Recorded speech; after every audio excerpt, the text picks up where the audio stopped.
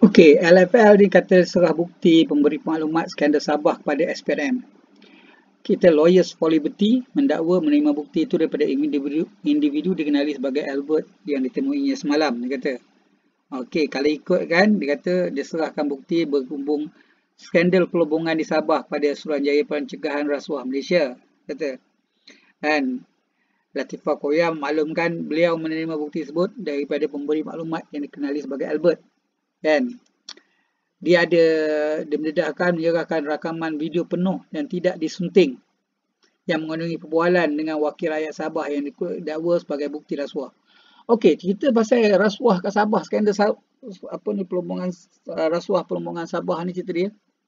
Sebenarnya bukti dah ada. Suspek pun kita dah tahu. Semua dah cukup lengkap.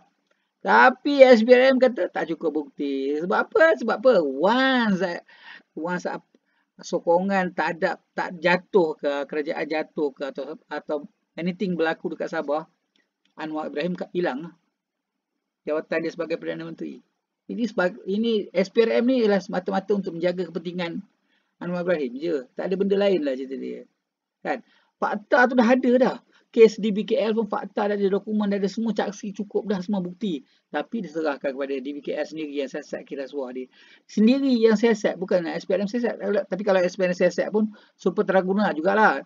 Contoh, mereka kata kes Ismail Sabri, mereka dah siasat ambil masa setahun. Zaid Ambidi punya setahun 8 bulan. Mana pergi? Apa? 1 tahun 6 bulan. Mana pergi siasatan? Tak buat ke siasatan Zaid Ambidi tu? Tak nak buat dah ke cerita dia? Kan? Itu hari kata tak cukup bukti, nak cari dapatkan bukti, tapi dah setahun 6 bulan, senyap je cerita dia. Ini kes Sabah ni cerita dia.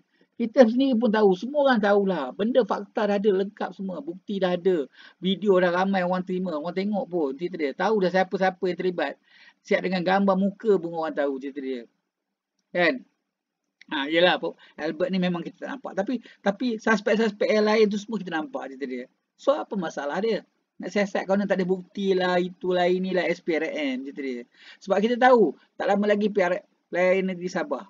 PRN Sabah. Jadi, masing-masing nak jaga kepentingan masing-masing. So, kalau lah Sabah jatuh ke cerita dia, Anwar jatuh jugalah cerita dia. Simple je. Sekarang ni nak menyelamatkan jawatan je cerita dia. Tak ada benda lain pun. Fakta dah ada. Itu je cerita dia. Okey. Assalamualaikum.